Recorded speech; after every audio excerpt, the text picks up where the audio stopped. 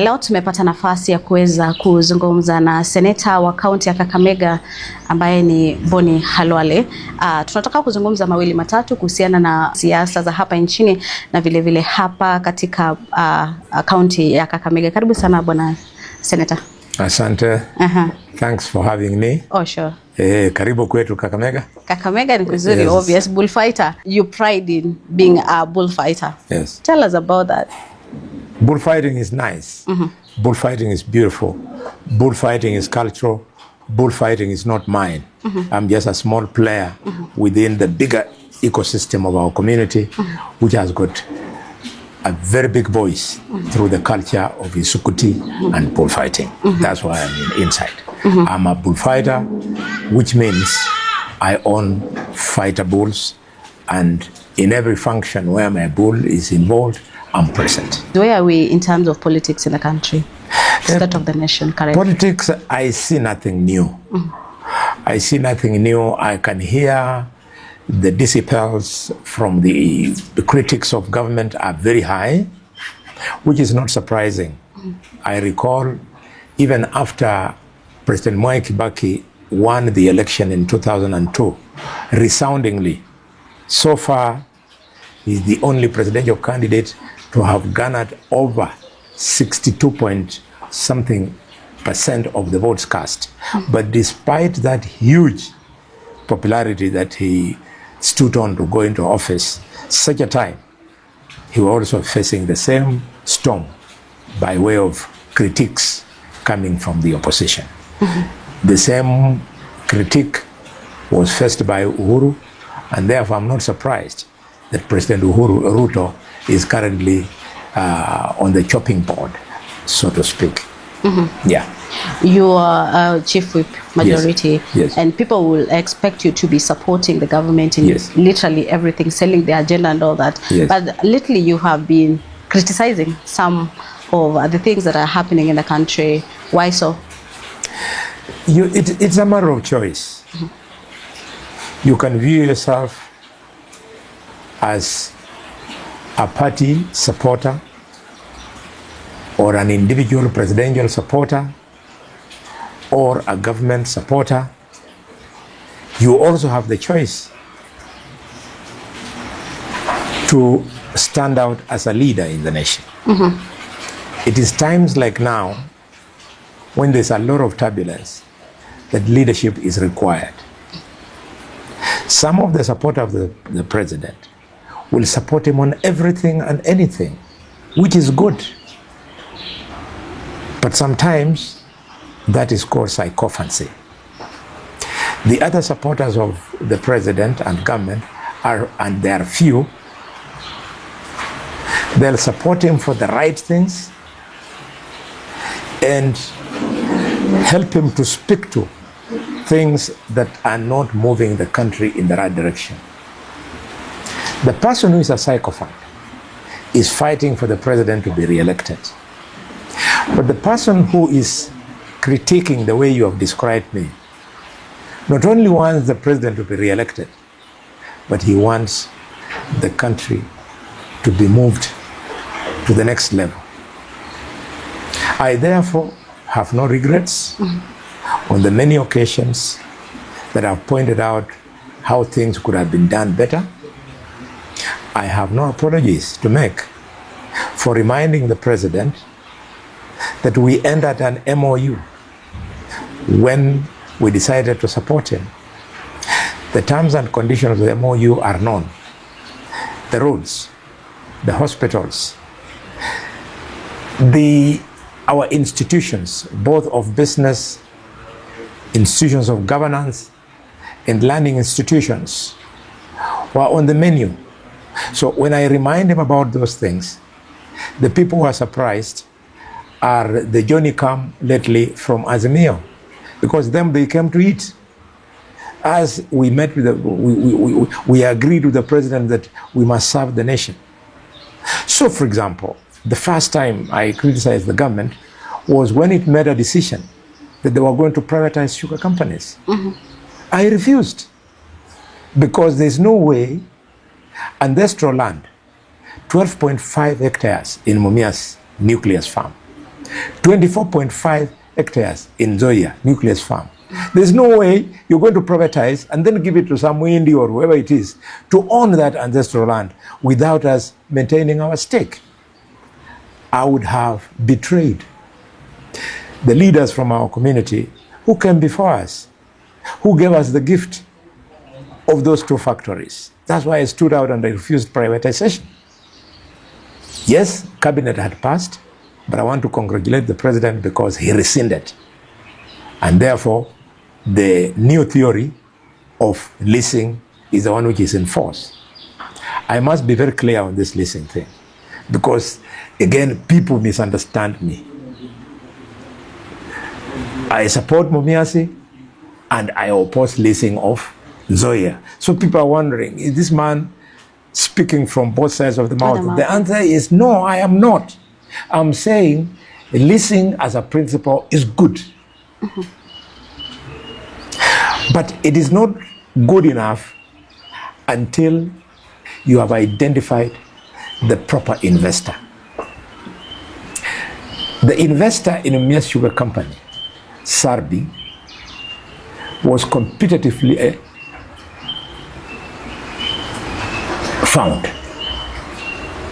He was procured through competitive process. And after that, when we fall back and see behind him who is he, we find he's the most successful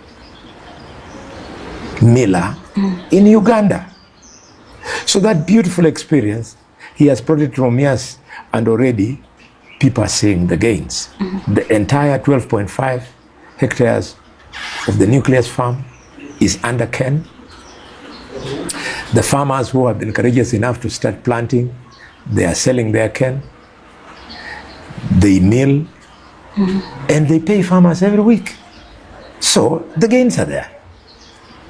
Why I oppose Nzoia is not because of leasing. I oppose Nzoia because the process of procuring rye, I am not convinced that it was competitive. If it was competitive, rye would not have given. Because rye has a very long case. So according to you, you feel like he was handpicked?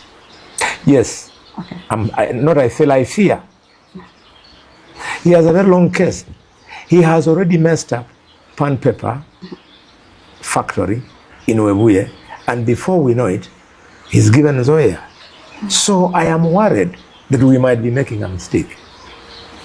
He was giving us a lot of problems here in Kakamega with West Kenya until Soita Chitanda and I, we managed to help Butali Sugar to be established.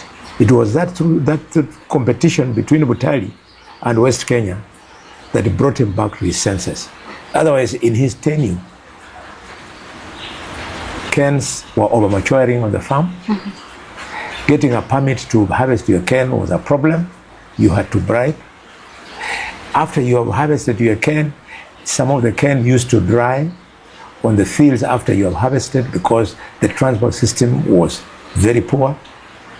And when it was lifted to go to the factory, after your cane has been crushed, people used to wait for 6-8 months before they are paid. But after we brought in Butali Sugar Company, the competitive edge has now made it a must for him to do what Butali is doing. Otherwise, he was going to be knocked out of the market. This is why we have reservations. So if Rai can convince me that he has left the bad manners, people of Bungoma don't know. We had a big problem with Rai, I'm telling you. So it is stand and I. To the extent of establishing a new factory, you can see how much we had been stretched. So if he has changed, I wish him well. Let him serve the people of Bungoma. So now that you're supporting Mumias, what is the status of Mumias right now? People are celebrating? Mumias, I don't supply cane to Mumias. Okay. So I don't have a personal experience. But from what I hear from the grapevine, things are changing for the better.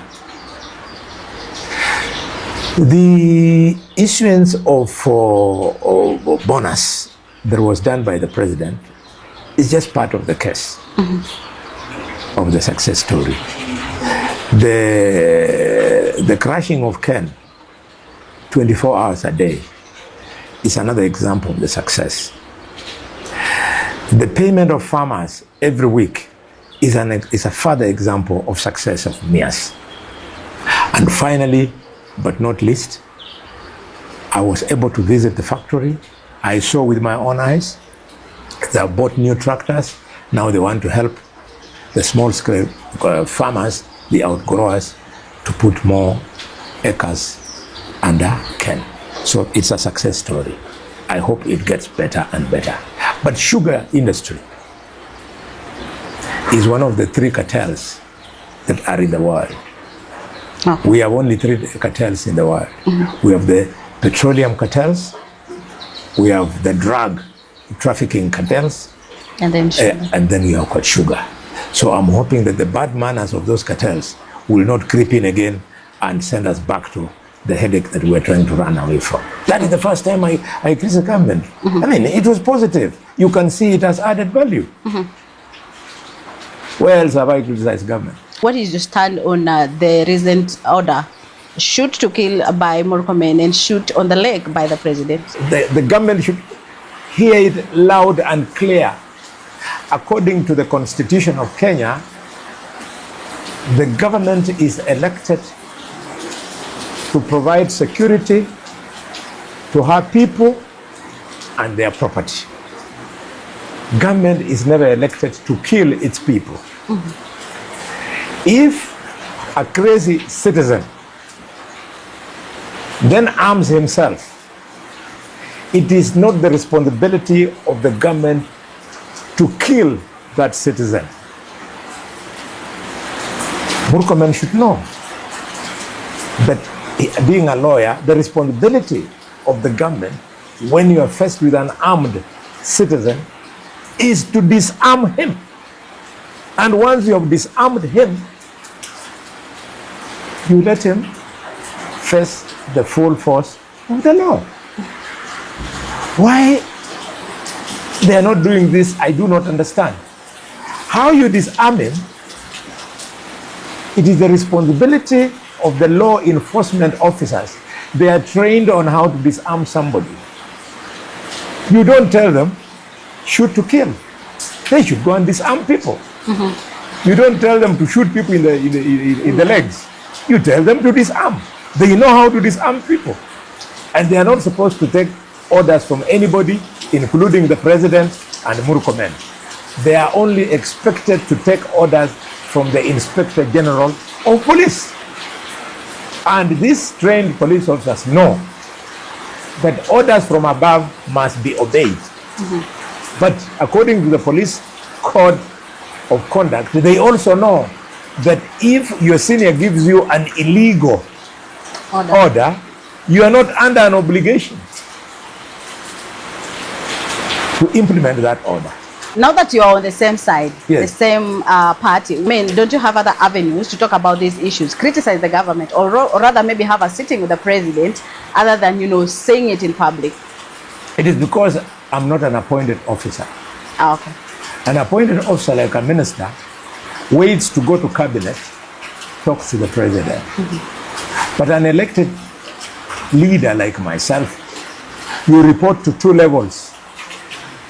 The first and most important level you report to is your electorate.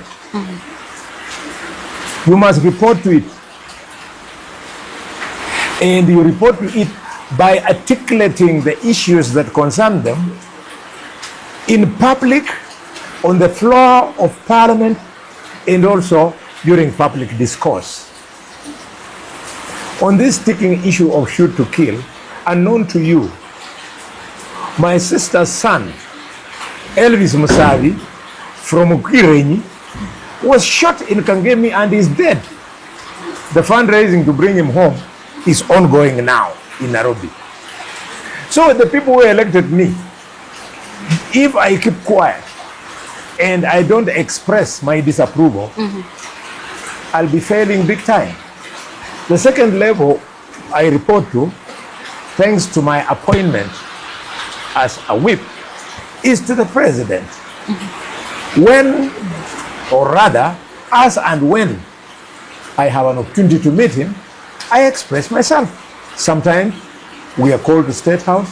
Sometimes we meet behind the tents in public function, and you report them. So there's nothing to apologize for articulating these things in public, because I'm reporting back to the people who elected me, who I represent. So generally, do you support President William Ruto's leadership as it is right now? Is this what you voted him for?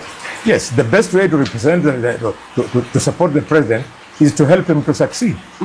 And I believe the critique that I make goes in a small way to help him succeed. But if you start telling him all is well, when you know all is not well, he's never in Kakamega. Me, I'm in Kakamega all the time. So I can be able to tell him, this is how the feel is on the ground. If we do this, then things will get much better. I think I support him better that way than being a sycophant. Mheshimiwa, rumor has it that you have one leg inside the government and one leg outside the government. I really do not understand what that means. And probably that is why you're criticizing the government. Do you know why I really don't understand what that means?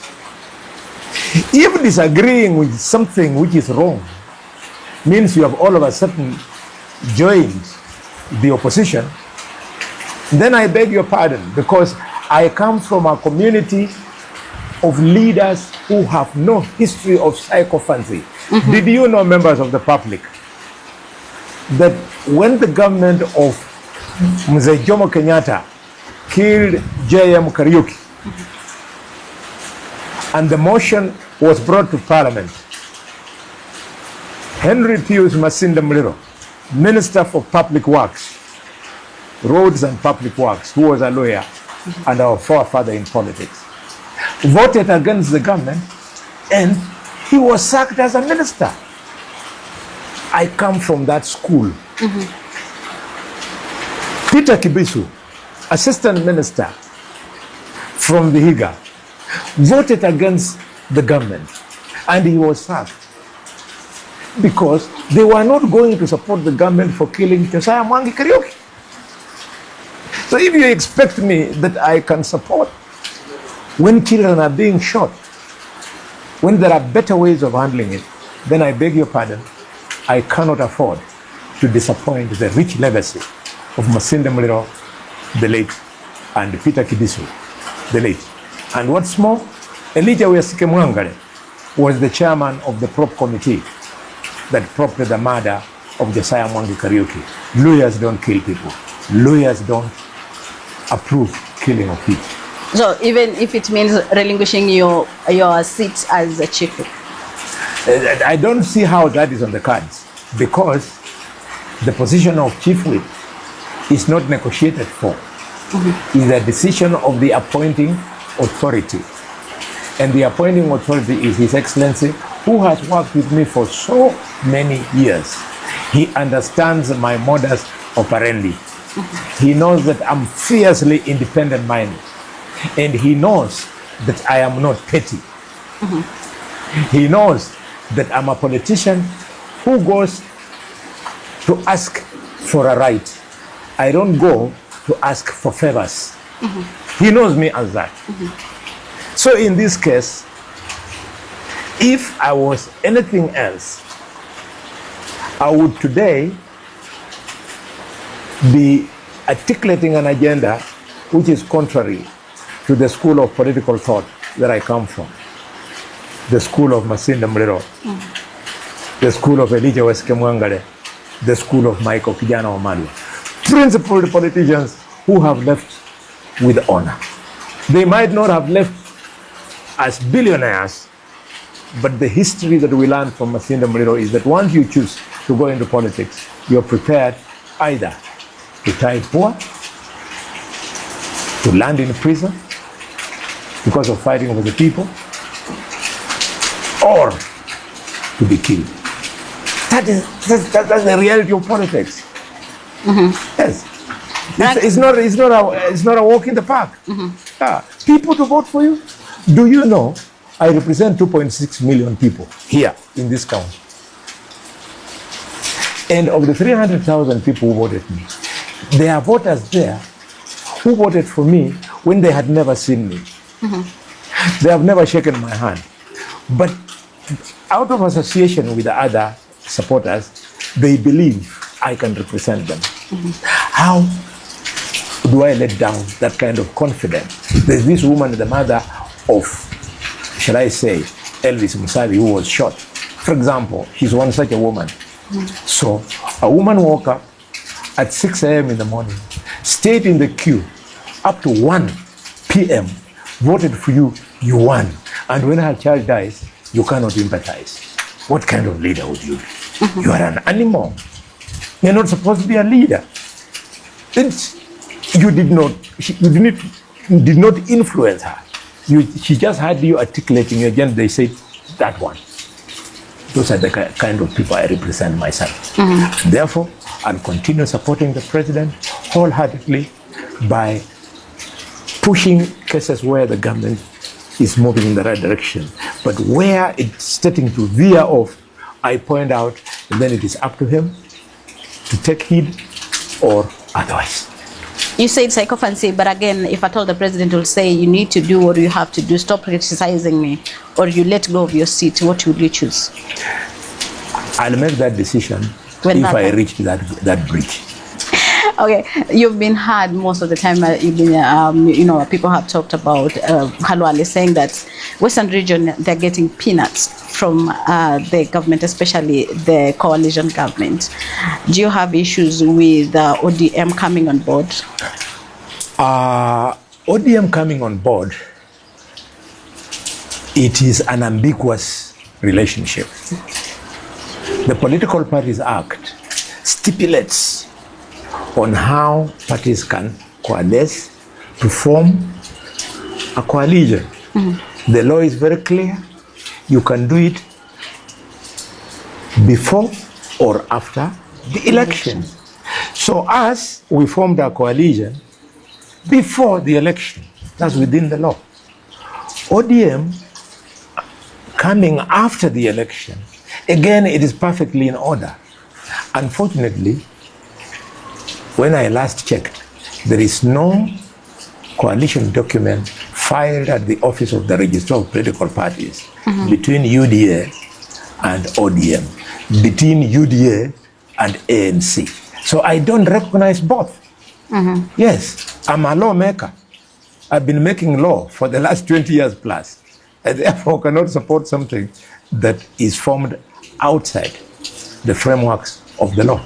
So will you point fingers at the president or RUTO, or Raila Odinga, when you're saying that Western are getting peanuts and a lot of things are going to Nyanza? I'm not pointing, but I am reporting back to the people who elected us that we agreed the pre-election that we would get 30% of government and get 30% of government and 30% of development, which included 1,000 kilometers of road.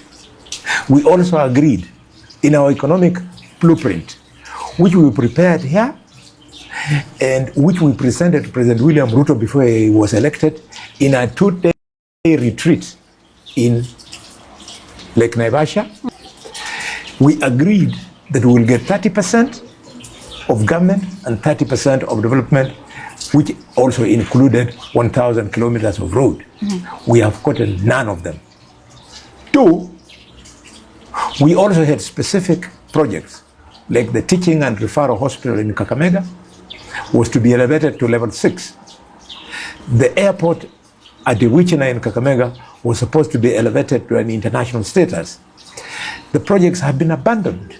How do you expect me to keep quiet? If I keep quiet, Mutembei doesn't remind the president about Kakamega. Wetangula does not remind the president about Kakamega. The responsibility is mine that I do so. You can't expect our governor to do it because the governor was not elected on our coalition. He doesn't know what we agreed with the president. So I beg their pardon. They should keep quiet. They have come where we had a pre-election agreement. Let them continue eating, but as we shall continue pushing for the projects that we agreed with the president. Yes, we will continue pushing and push.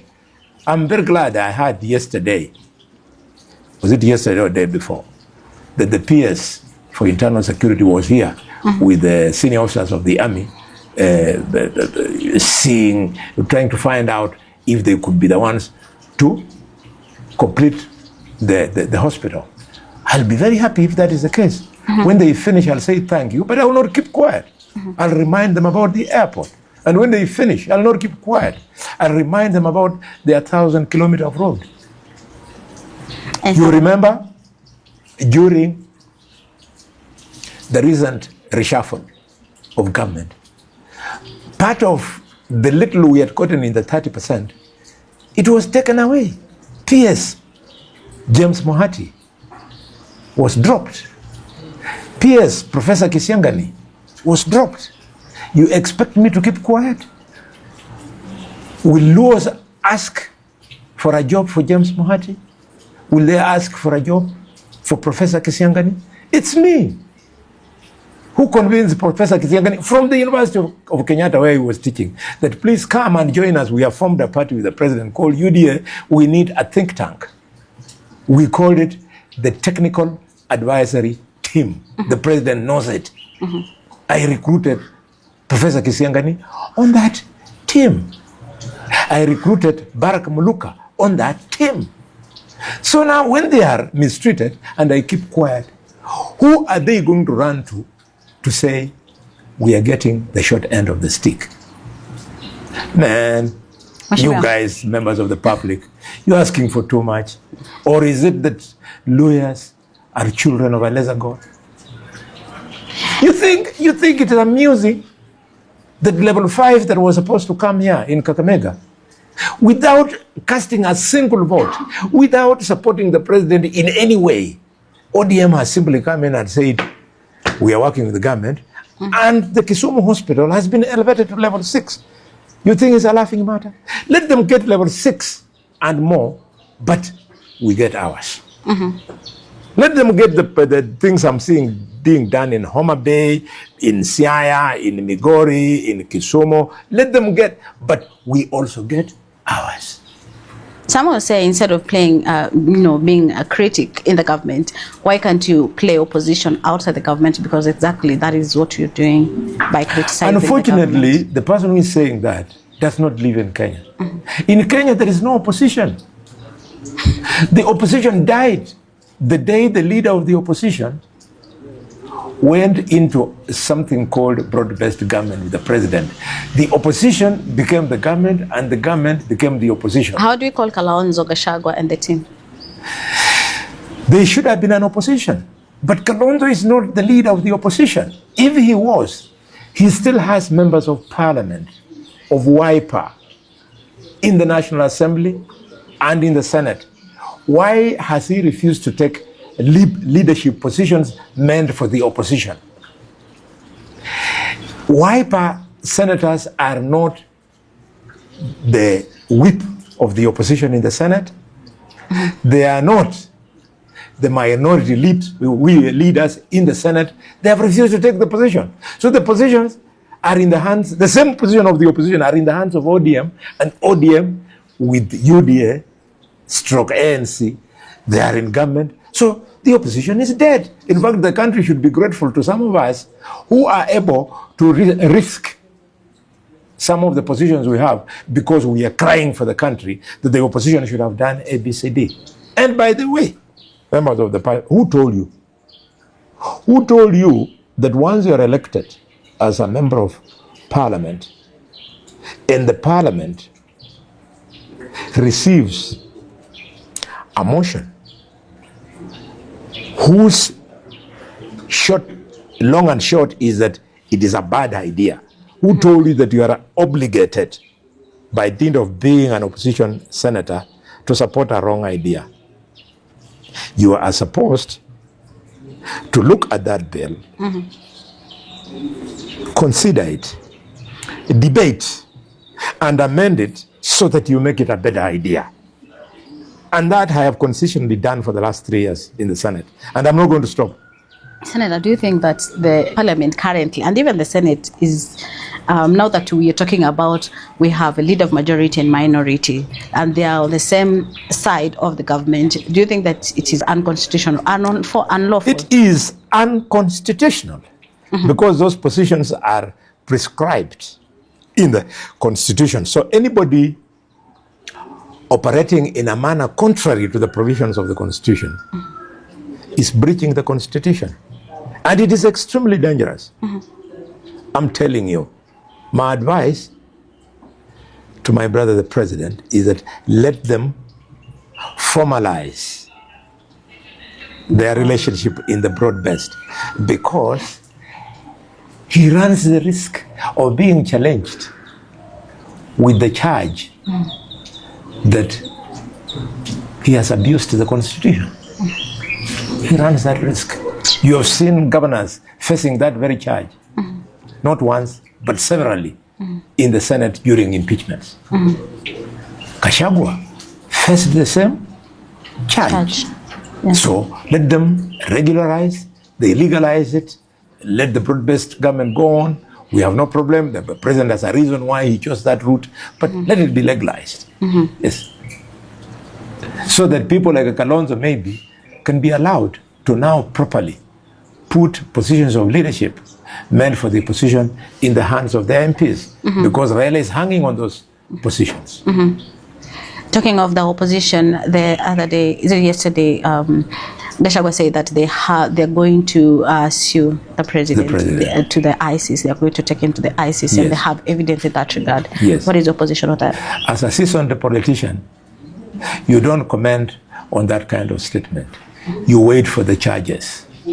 So we shall see the charges that they are going to prefer against the president, and then see if they have evidence to back.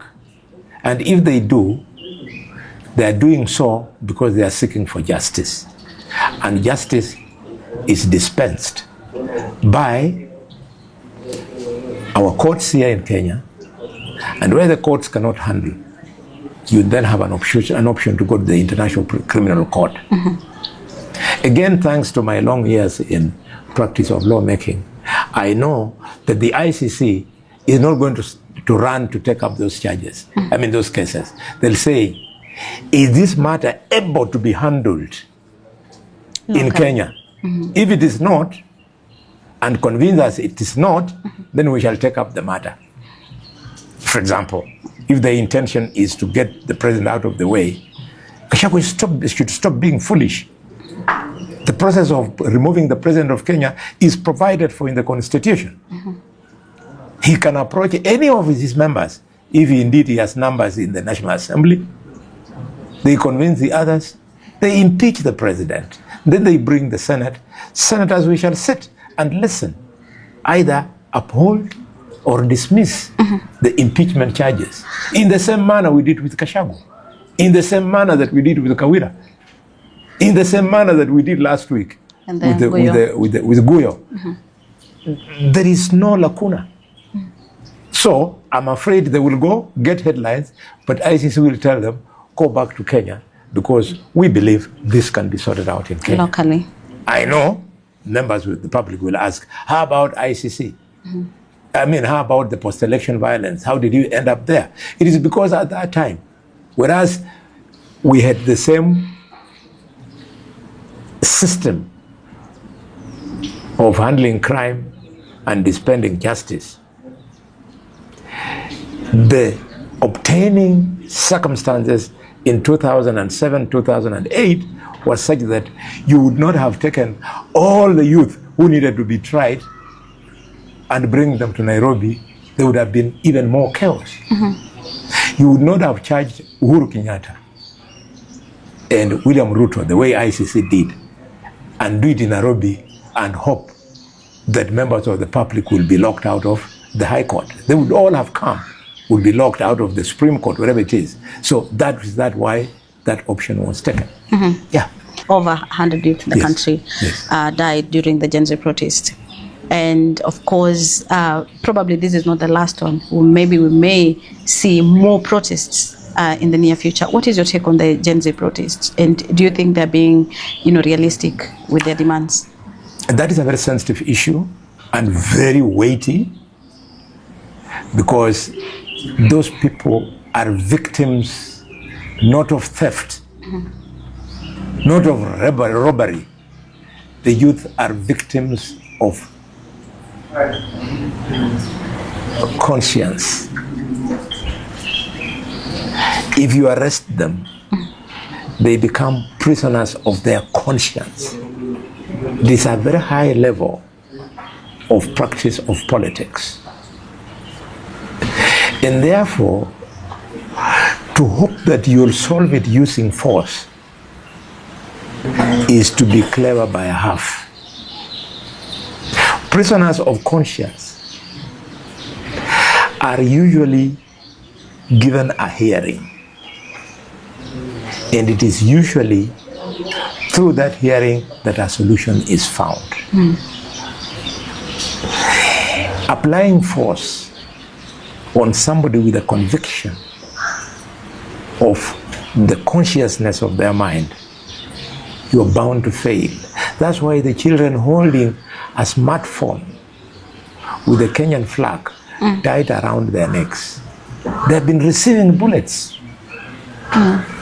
So when an officer says we are killing them, I thought officers are supposed to kill when their own lives is at risk. How does a smartphone holder with the Kenyan flag as a necklace, how do they threaten their lives? So it is so difficult to handle. I was talking to my brother, the leader of the majority in the Senate, Aaron Keriot, and I was telling him, hey man, supposing 20,000 children march on and reach State House, what would you do? Would you wipe all of them? Shoot on the leg as the president has directed. Know. He didn't tell me that. But we have to know that the solution lies in making them see only one thing, which I want to repeat today. Allowing yourself to be shot in the leg, allowing yourself to lose your life, indeed, is the highest sacrifice you can make. But please do so in the full knowledge that the real solution to the problem of governance of this country is the 2027 general election. And therefore the youth in those many numbers should go get IDs, register as voters, and on voting day, they should not leave the voting process in the hands of the rural women who are really the ones who elect leaders for us. They should go and participate in the election. They run in millions of them. Yeah, that is the real solution. And I'll tell you, I'm speaking from experience, dear youth, that there is no generation that did not have its own youth. In 1992, when we went Malparty, the youth of that time were criminals called YK92. They came with millions of shillings. Those were the youth of that time. And us who are not like-minded, we started following the young leaders of that time called the Young Turks.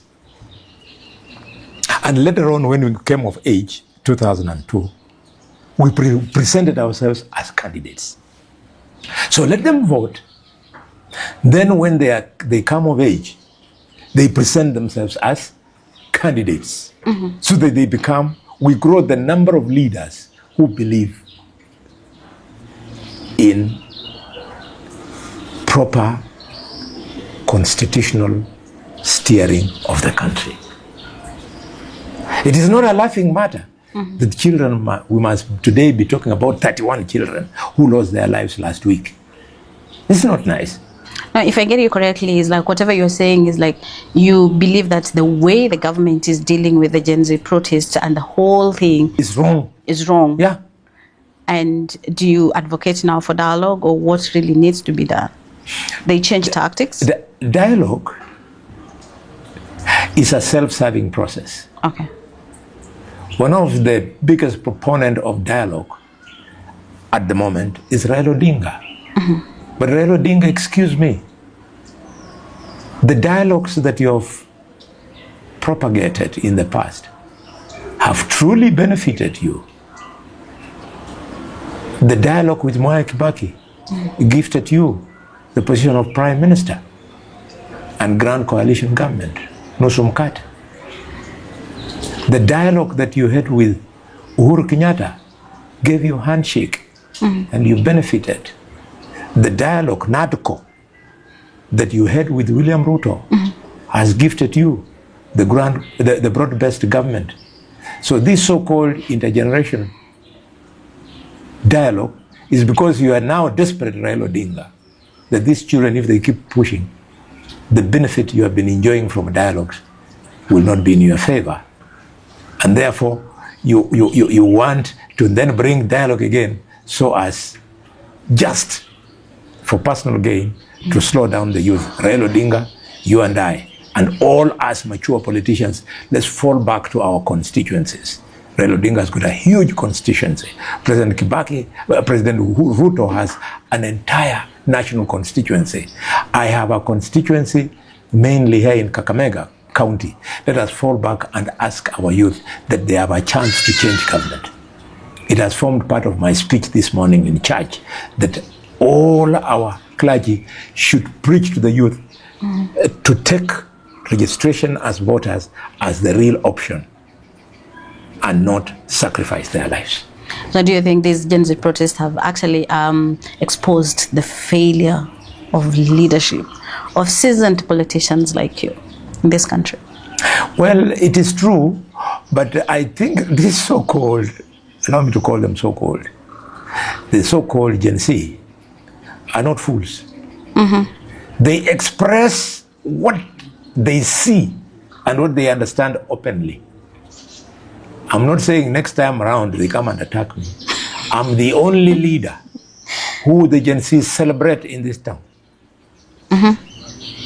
They even dance, they come to the senator's office in Kakamega. They don't throw a single thing. They just say, is Senator there? We want to present our grievances to him. When I'm not there, I'm in Nairobi, they come back to town. But when they come to town, they stone all the offices of the governor. No, so they know who their enemies are. What wrong have I done to the Gen Z? I don't know about that. A humble bullfighter from Marinya there.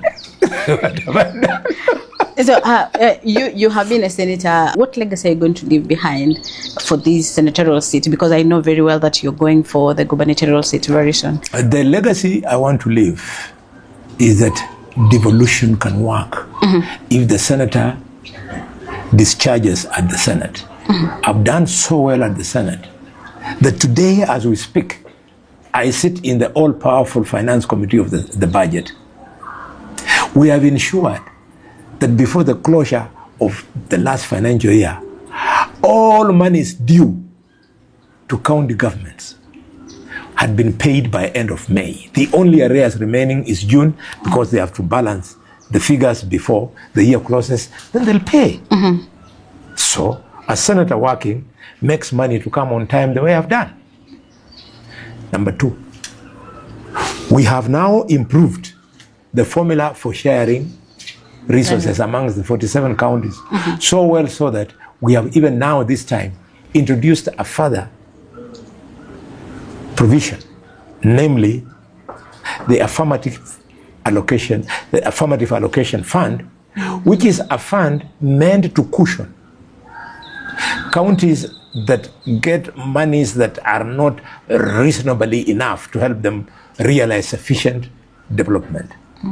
Thanks to this, I've been able, and I'm glad that I am the one who started that debate.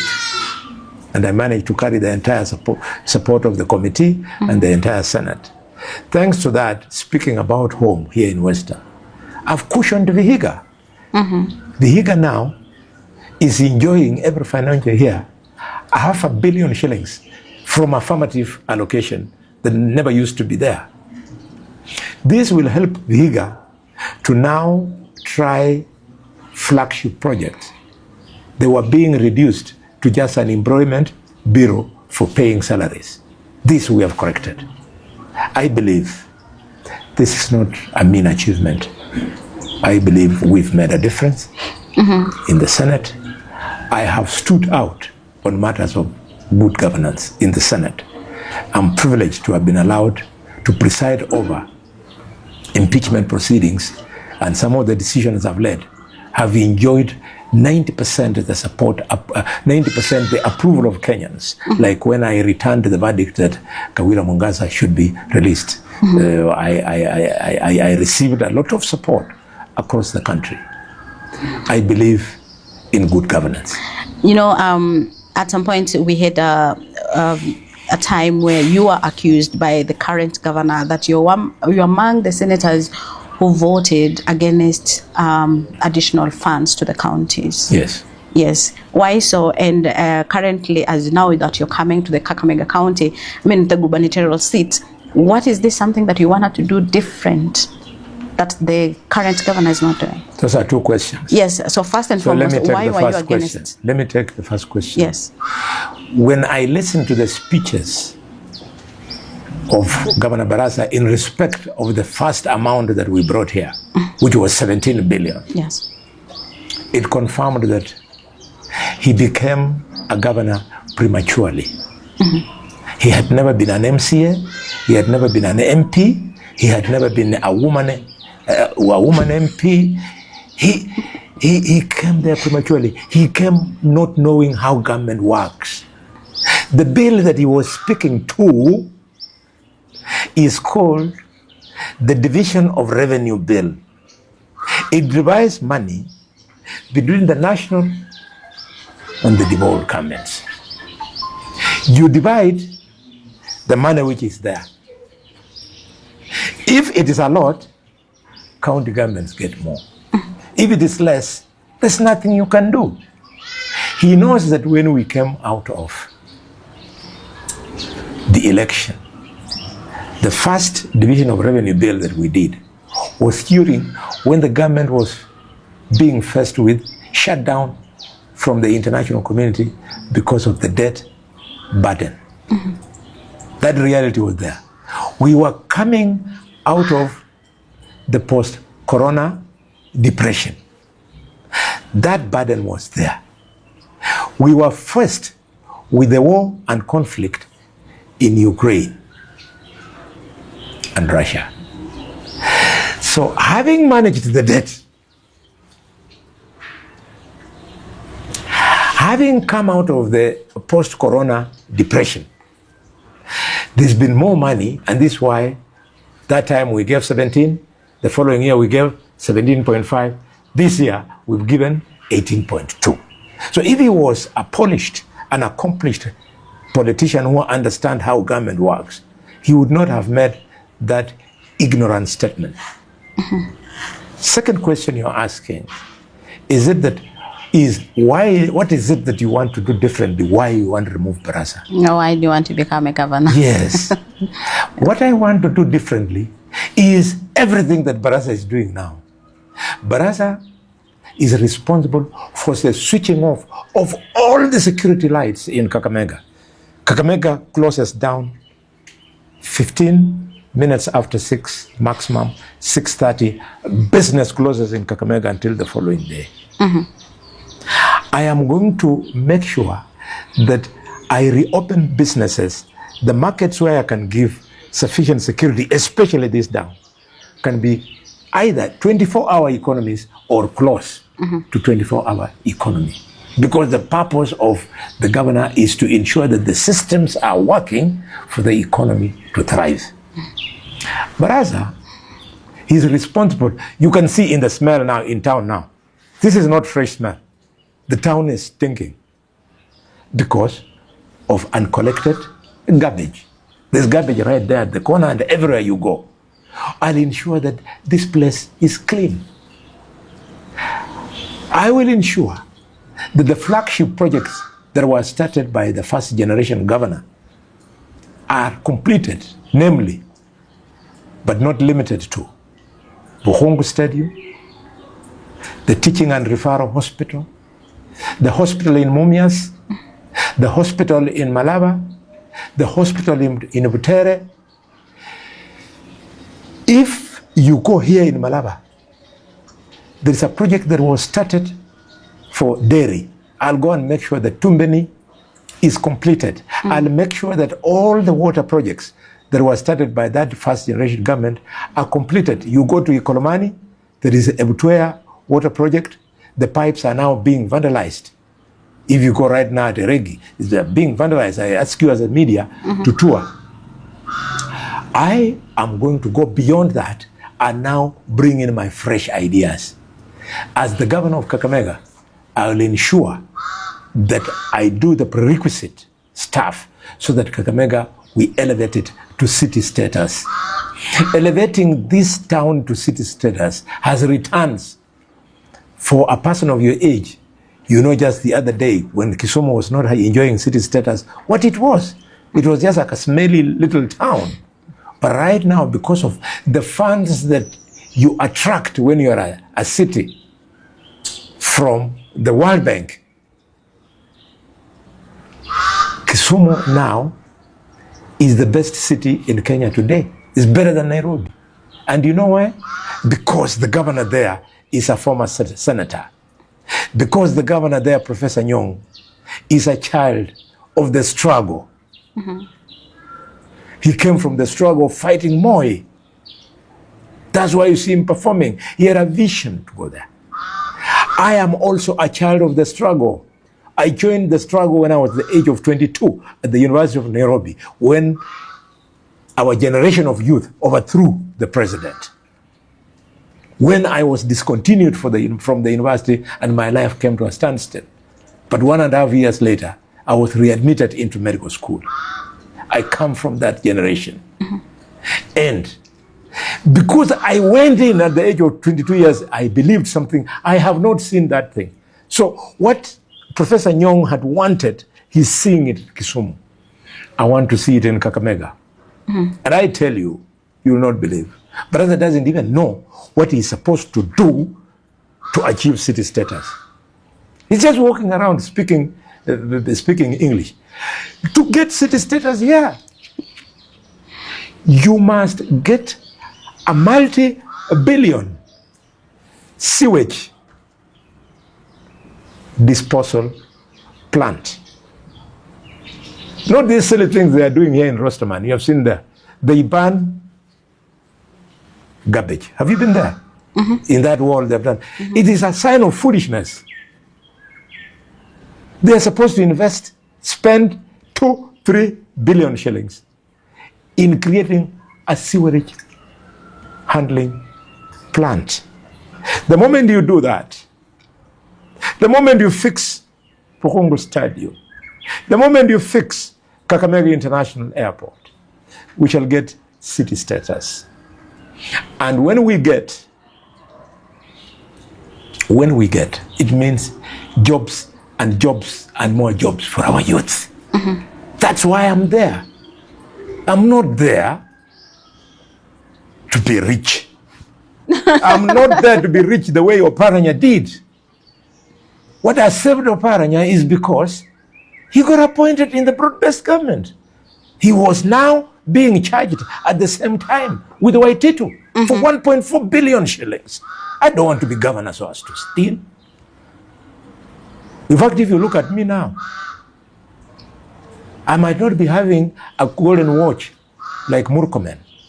I'm not having shoes worth 80,000 shillings. But with my 12,000 shilling shoes and my jacket of 8,000 shillings, I look very smart. So why would I want to still to go beyond this? Without being governor, I have a good car. Not one, not two, not three. They're there. I have a good house. Not one, not two. They're there here in Kakamega, in Nairobi and Mombasa. I did not have to steal. We want to come and teach our children that you don't have to steal from the public for you to live well. God has given me the gift of many children. All of them, as they move on. Professionals. I did not have to steal. I did not have to steal money so as to take them to a university in Europe. None of my children has gone to university in Europe. They are accomplished professionals, lawyers, doctors, engineers from the University of Nairobi. This lie, we have to stop it. All of them, none of my children has gone through these academies. They come from Malinya Primary School, my children. That is the Kenya we want to build. I want to elevate this hospital to a level whereby when I'll be unwell, I'll be admitted in the Provincial General Hospital, Kakamega, where I practiced medicine for 3 years. That is the vision I have for this county. A vision whereby I celebrate our culture of bullfighting of Isukuti by attracting tourists to come and see how unique we are. And they will come and pay me for seeing how different we are from them. And that money I'd employ young people. I'm going to unlock the gold mining, which is a 300 billion shilling asset here in Rosterman, in Shinyalu and in Kolmani. I'm going to open it up. Shanda Gold was trying to take shortcuts. I've now contained them. Now we are meeting on the table. We have a meeting next week. People must fear us. They have to respect us. But when they see you cheap like Barasa, that you can just be bribed because you have billions of shillings in your account, they can do anything with you. He has those billions. But he is not respected. Even in a funeral of a 4-year-old, he can't talk, despite being the richest man in Kakamega. This young man here, my senior, cannot listen to Barasa because he doesn't inspire him. You can only inspire a youth if you are showing him on how they'll earn their own livelihood. That's what we are going to bring in this county. We are very serious. There's only one thing that can stop me from going to this place. With the permission of God, the only thing that these guys can use to stop me is a bullet. Otherwise, I'll defeat them. I have the numbers. The place where I used to have relatively lower numbers was in Khwisero Butere, Mumiasi East, Mumiasi West, and Matungu. But right now, I can tell you, without fear of contradiction, that in the entire county, 12 constituencies, 60 wards, 400 villages, I'm cruising nicely. What percentage are you going to give him? Who? Baraza. If the vote is cast, Baraza will be number 3, Elsie Mwanda will be number 2. No, according to performance. Performance, yeah.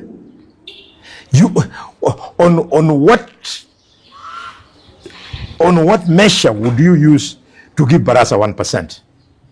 On health? Would you? Early childhood.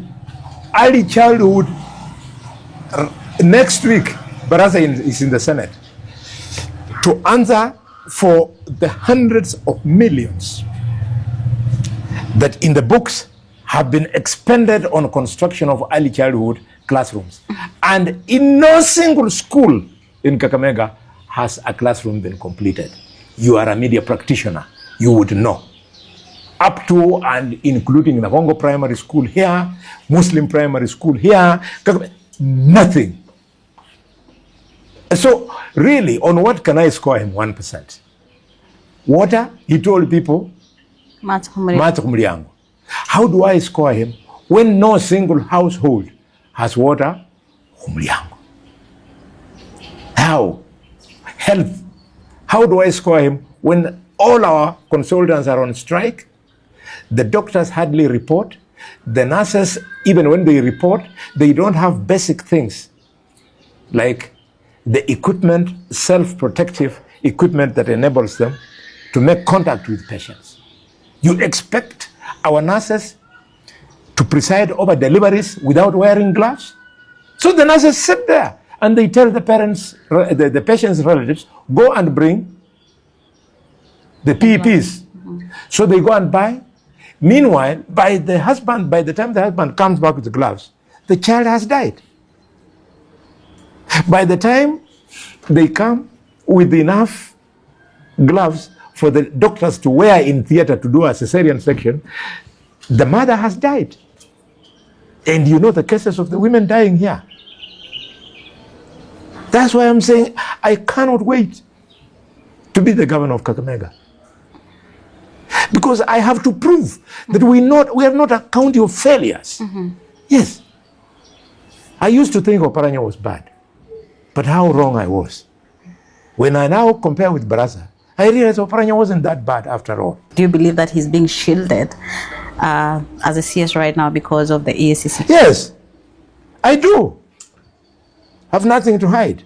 Because EACC, during the vetting of Oparanya in Parliament, wrote to Parliament and said that he has a case to answer. And somebody shielded it. The MPs put it aside. Those are issues of governance where I don't fit the bill of the kind of leader you people need. I had to stand out in 2008, 2009 to remove Amos Kimunya, who was stealing from the public. I had to stand out in 2010 when the British, a company called Dilaru, came to take over the printing of Kenyan currency by creating some form of funny company so that they could shortchange the county. I was offered an opportunity to become a millionaire by hundreds. But I refused because I am a patriot. I'm not a patriot because I was born a patriot. I'm a patriot because I'm not a dog. I remember where I came from. I came from a grass-thatched hut of a Changa brewer, and I've made it in life. And I will do everything possible that any brilliant child like myself be given an opportunity to excel. And when they excel, the country excels. Given an opportunity, all our brilliant children will be struggling that they work here in Kenya, not to take them to the Middle East or in Europe, where their professions are not applied. They end up in Europe being caregivers, in nursing homes, in homes of the aged, where they work as housemaids. They put their professions aside. We have children who have done chemical engineering. We have children who have done industrial chemistry. If I get Mumia Sugar Company working, same to Nzoia, same to Battalion, West Kenya. Those are jobs for those kind of professionals. I don't have to take them to Europe. When Mumiasi will be fully functional, when I'm governor, it's going to be, I'll open up 6,500 jobs. Not silly things like what Oparanya and what is the other name of this short fellow? Oparanya and Baraza. What they were doing. Their only imagination of creating jobs in this county is to employ youth who can be saluting them. What do they call? They call them county marshals or something. Marshals, yeah. Those people in green. That's not my business. But I want to create professional jobs in our factories. Yeah. I want to create jobs in the gold mining fields. I want to create jobs in the tourism sector, because the bullfighting and culture is there, because the Nabongo Mausoleum is there for tourism, because Kakamega Forest is there for tourism. They have refused to imagine. They just say, how do I rush to go and buy a house in Nairobi? Even brothers, this has houses in Dubai and what have. No, that's not my business. But if my business, the governor of Kakamega does procurement. Can you imagine? He sits and finds out, oh, this tender is 200 million. Who is good? That is not my business. I don't want to know how procurement is done. I don't want to know how roads are done. I don't want to know how water is being fixed. You know why? I'm going to lead a team of competent professionals, procurement officers, engineers, water engineers, doctors. Every week, I'll have a cabinet meeting. They brief me, and I drive that team. That is how I was trained as a doctor. When I'm in theater as the lead surgeon, I don't do the work of the nurse. It's called a scrap nurse. I don't do the work of the anesthetist. I do not do the work of the other attachment professionals. All I do, I don't even look there. When I throw up the right hand, the nurse The assistant nurse knows that you have to drop scissors into his hands. When I have cut, I release, she drops in another instrument and I've opened. That is how leadership is done. You lead a team. Governors in Kakamega are the ones who do procurement. Can you imagine? So that they can discuss about their 10%. 10% my shit. For what? My children are professionals. They'll earn their own living. I don't have to steal for them. You become my daughter. I have one called Zense. She's a human resource manager. I have to giving birth to her, grown her up, educated her. She's gotten a job. I still steal for her. Let her go and look for her own money. If she wants to steal, let her go and steal, not me. That's the country we want to lead. What are we doing? Tell me. When the governor's wife starts being a supplier for food in a hospital, you're controlling this tender. How does it improve business? Because the money she makes, she goes and banks it wherever they have put their accounts. Some of the accounts out of the country. But if I allow this group of women to be the one controlling that tender, the money they get, they don't bank. They plow it back. We've been in this hotel with you for the last 1 hour. How many vehicles have driven here to come and give business to this? It's collapsed. The economy has collapsed. In the parking, the vehicles here are only mine. So we must accept we have missed it. Workers of the county government are not paid. I'll pay salaries as a priority because when the workers in this town have salary, they start spending in the supermarkets and the economy becomes vibrant. They buy beer here. They sleep with the sex workers. The sex workers have money. That's how you do it. If you go to Vihiga today, there's a small little market here, the size of Marinya, called Chavakali. It works up to 1 a.m. in the morning because the governor in Vihiga has allowed money to flow. How does money flow? You pay salaries, you pay contractors. Baraza has got a list long of pending contractors. They're not paid. My brother's son, his name was Lugonzo who? The one we buried the other day. Yeah, Lugonzo. Atumomia siya msenda hapa. Tunajua kijana mwenye alikuwa anajiita engineer. Yes, that is the son of my aunt. He died. He got a heart attack because of debts. He had accumulated debts. Now everybody was on him. He's a contractor. He died. But a young man, very brilliant. But Mheshimiwa, if we are talking about misappropriation of funds in the county, we've not seen EACC coming here. We saw Natembeya. Let me tell you. Had a date with the EACC. Let me tell you. Natembeya was taken to the EACC not because of theft, but he wanted to be totalist. Yes. So is it like at the courts when Natembeya was taken, I refused to go there, much as he is my younger brother, because I did not want to be got in conflict of interest. Because I sit in the Senate knowing very well that a corrupt governor will be brought before the Senate for us to preside over his impeachment. So he said, this guy, because he's been caught stealing, if I go there, it will be a conflict of sorts. So I refused to go. The following day, I was waiting for headlines of what Natembeya had stolen. And what did they say? The guy could not account for 1.2 million shillings, which the governor said was his interest. Really?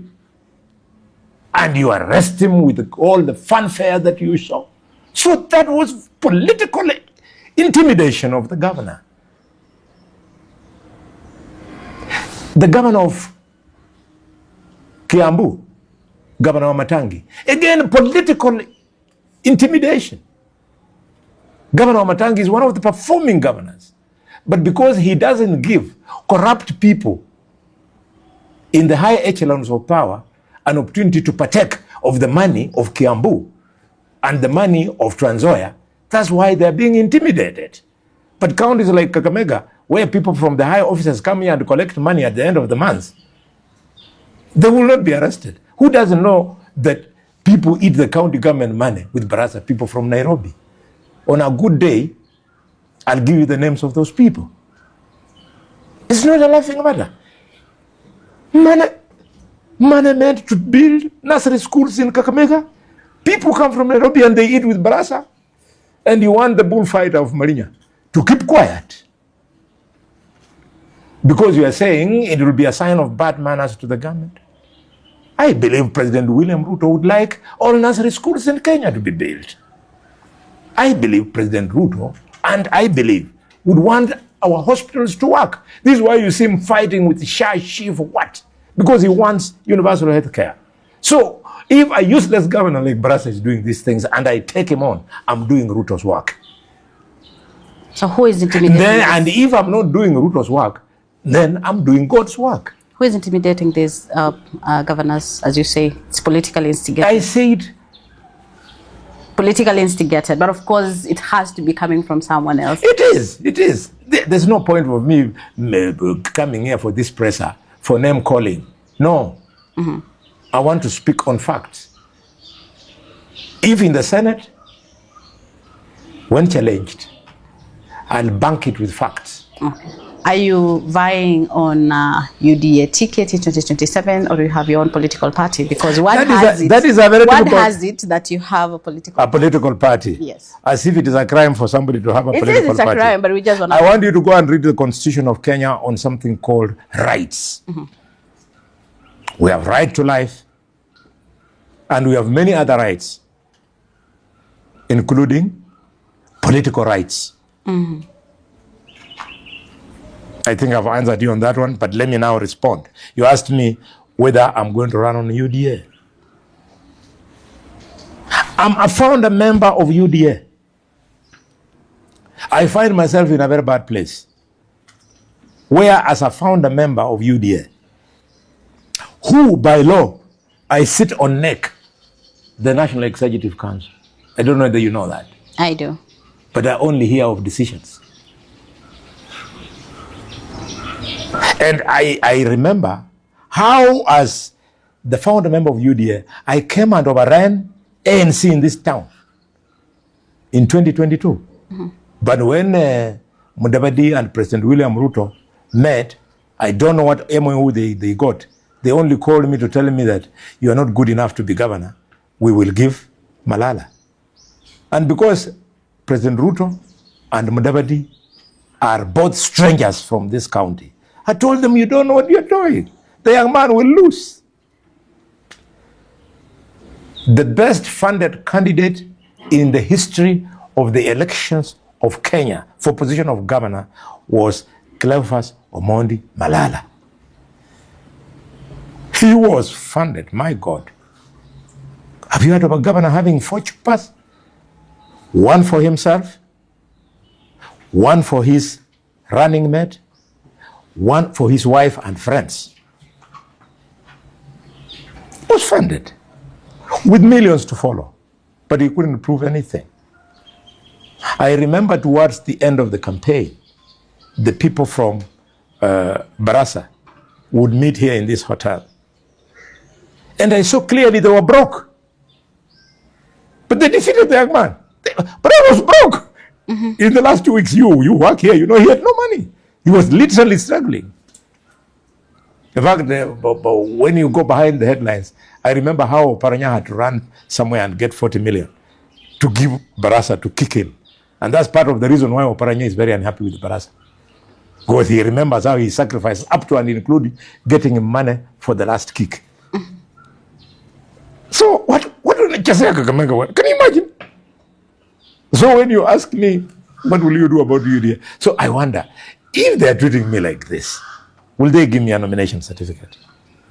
If last time, even when I was poised like that, I was having the UDA, they told me, I don't want you to run. You should run. You should let ANC to present a candidate. Mm-hmm. And because I'm a professional, I'm a doctor, I have gone to the president. And I told him, Your Excellency, as I work as the Senator of Kakamega and serving you as your chief whip, I would like you to know that I'm aware you're working with Baraza. And you do not have to refer anything to me to work with him because he's the governor of Kakamega. However, know that in 2027, I'll oppose him. And I would like to run on your party, UDA. Then the president was non-committal. Then we came here for a rally in Kakamega.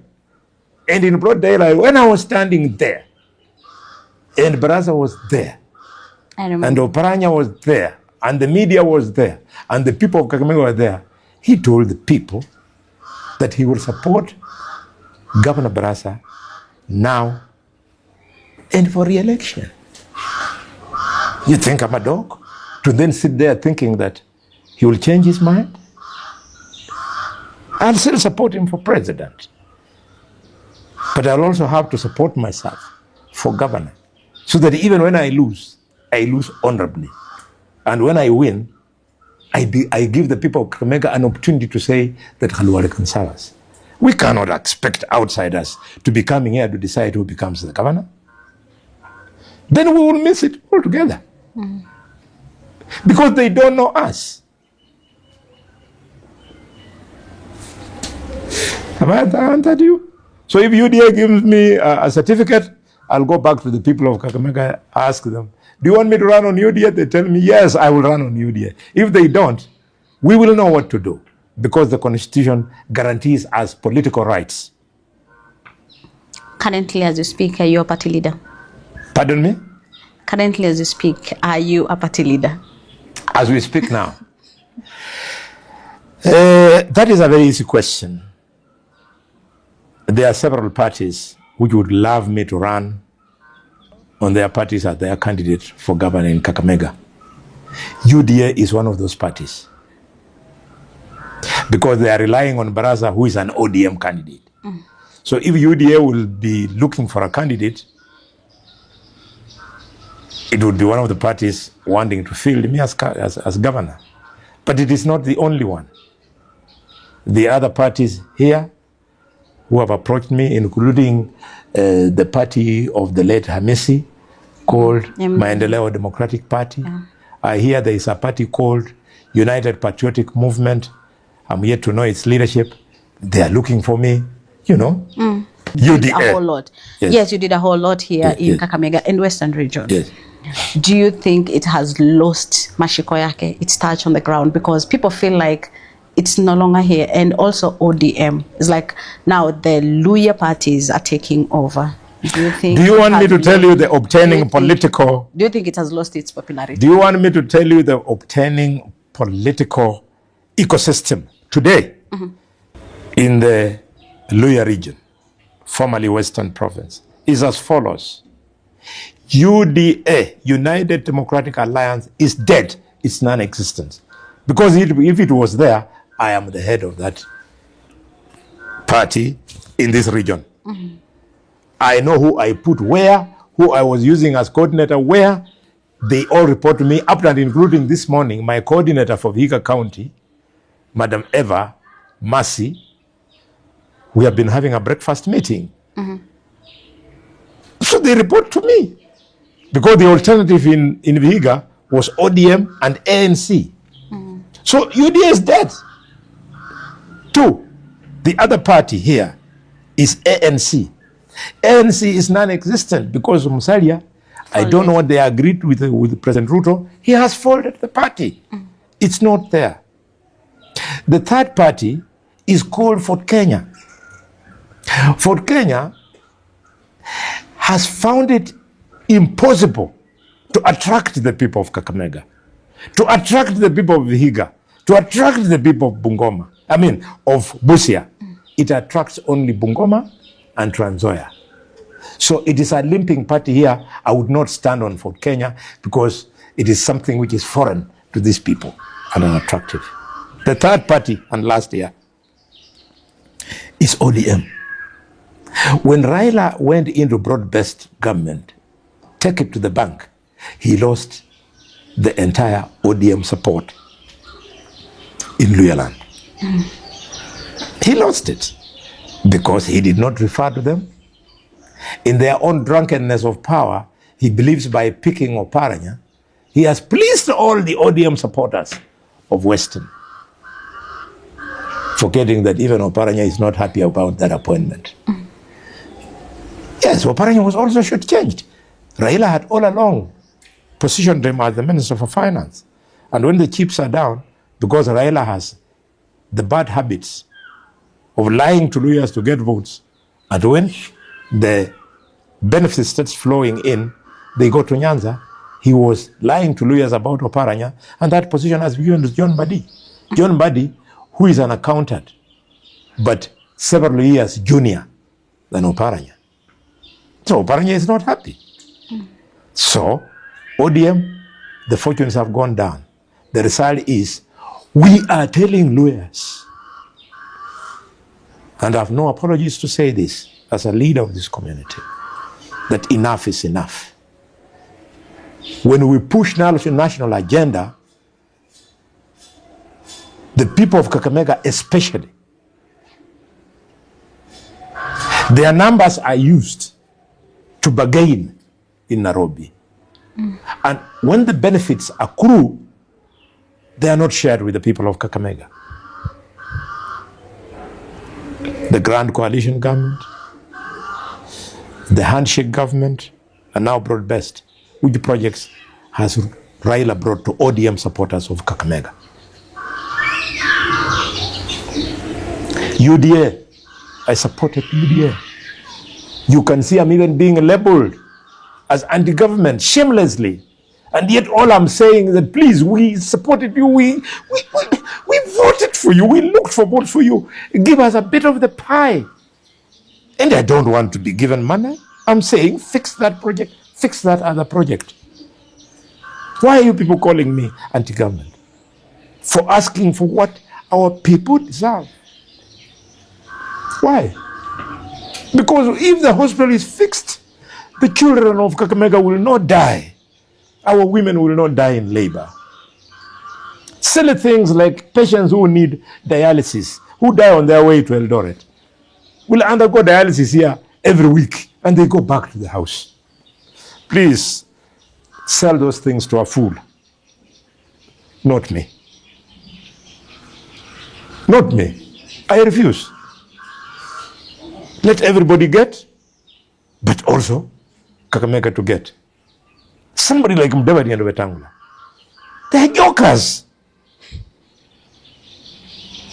How can Wetangula be using the numbers of Kakamega to go and bargain in Nairobi and dare tell the president that the airport meant to be in Kakamega should go to Bungoma? Then the immigration office for Western Kenya should go to Bungoma. He's old enough to know that Kakamega is the political and commercial capital of the Abaluya people. And our forefathers who made that decision, Masinda Muliro was Abukusu like him. He saved Kakamega. Wamalo Kijana saved Kakamega. Abukusu like him. Elijah Wasikemwangale saved Kakamega. He was Abukusu like him. He's a petty thinker. He wants to tell the country that Luhyaland is Bungoma. Luhyaland is Vihiga, Bungoma, Trans Nzoia, Busia, and Kakamega. Headquarters here in Kakamega. Before, now, and after Wetangula and Khalwale are gone. A Luhya spokesperson, does it matter? Yes, let them be spokesmen, let them be kingpin. But I've said, I don't want to be a kingpin. I'll remain the linchpin. You look in the camera, one word, two Kenyans, adverse to Kenyans, and especially at this point whereby there's a whole lot of things that are happening in the country. There's turmoil, there is, aftermath of Gen Z protests. What do you have to tell Kenyans? I truly regret the loss of lives and property the way I've seen both in June 25th last year and what happened this year and on Sabasaba, I truly regret. How I wish it could not happen. I'm appealing to anybody and everybody who has the slightest responsibility to ensure that this does not happen, to play their part. Look at this beautiful little boy from the media. If you go behind him, there are aged parents back home, poor, who have sacrificed everything to bring this boy to become a media practitioner. How can I be a leader if this boy is going to be shot? How can I be a leader when a hawker in Meru, who started hawking, went to a kiosk, went to a shop, has built a modern supermarket when that market is being torched? I don't want to be part of that history. And because of my national credentials, I will not keep quiet. We must get Kenya right. We got Kenya right when Moi was practicing detention without trial. We got it right. We removed Section 2A, which had made Kenya one-party state. Today, I fear the broad-based government has moved us closer to our one-party state, because it looks like somebody wants to believe that what the president and Raila Odinga say must fly, irrespective of the depth of whatever they have said, whether it is right or wrong. We want the only thing to be the constant, be the provision of the Constitution of Kenya. When the Constitution is right, every Kenyan will be happy. But when we take shortcuts, we don't go anywhere. Asante sana kwa muda wako. Thank you so much. Shukran.